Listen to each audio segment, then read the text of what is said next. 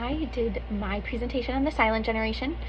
The silent generation is when my grandparents were born in. It is the culture of their upbringing and the years that they were born in. I chose this because I believe that it is very important to know the upbringing of the silent generation because they went through one of the difficult struggles throughout life. The silent generation was born in the years of 1928 to 1945. This is a very significant date because that is the year of Great Depression as well. They were not only born through the Great Depression, but lived their adolescent years throughout the aftermath of the Great Depression. Through this time, many families didn't have the essential items they needed to survive. Many families unfortunately starved due to rationed food at the time, as well as just a state of poverty. As stated by Robert Smith in his article called The Silent Generation, Characteristics and History, the silent generation began their life in some of the most difficult conditions that included the Great Depression, the Dust Bowl, as well as economic and political uncertainties. These circumstances surrounding their upbringing led many of this generation to adapt cautiousness, as well as cautious behavior. When visiting with my grandparents, my grandfather always told me stories of his upbringing and his childhood years, as I'm sure as many grandparents have with their grandchildren. But unfortunately, a lot of these stories that he had told me involved times of struggle and of hardship. One of the stories that always stuck with me and made me feel very grateful for my upbringing was his story on his walk to school.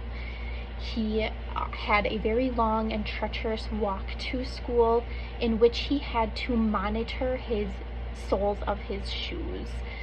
Because he grew up in this time, his family lived in severe poverty. They didn't have the money and the financial support to buy shoes for my grandfather, as well as the large shoe shortage at that time with many families. The story was that my grandfather had to monitor his shoe soles before he went to his walk to school. Beforehand, he would have to carve out shoe soles out of cardboard to make sure he had the thickness he needed throughout the day. Like I said, this story always made me feel very grateful that I didn't have to live in that kind of circumstances. It's very eye-opening that that's not something I've ever thought of, that some people had to have done and possibly still have to do. The silent generation also didn't grow up in only a time of nationwide financial struggle. They also grew up in a time without a trace of technology. Nowadays, a lot of kids like to sit on Facebook and Instagram and now even TikTok. The silent generation didn't have that growing up. They didn't play video games. They didn't sit on their phones all day. They went out with the neighborhood kids and they played games like marbles and horseshoe. I think this is really important because nowadays we have a lot of children who struggle with that face-to-face connection. They struggle with the social aspect of life, and it's very eye-opening to see how they lived, that their friends weren't a call or a text away, that they had to go out and they had to write letters, and they didn't speak to some of their loved ones for days, for weeks, for months without hearing back from them. Another story my grandfather always told was when he was in in the service, he wasn't able to contact his family every day. Another story that always really hurt my heart was when he was back in town and he was proposed to my grandma and they were planning their wedding and telling their loved ones of the big news out of their engagement. They went to go visit my grandfather's father, so my great-grandfather, and to share the news. And during their visit, when they had got there, they had found him deceased in his house.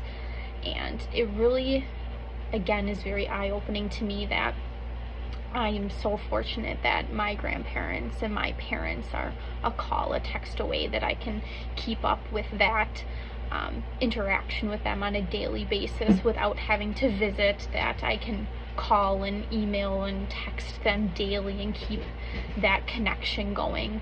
My grandfather always wished that he had that these days because unfortunately his father passed away without even knowing that he was going to get married, that he was starting a whole nother life.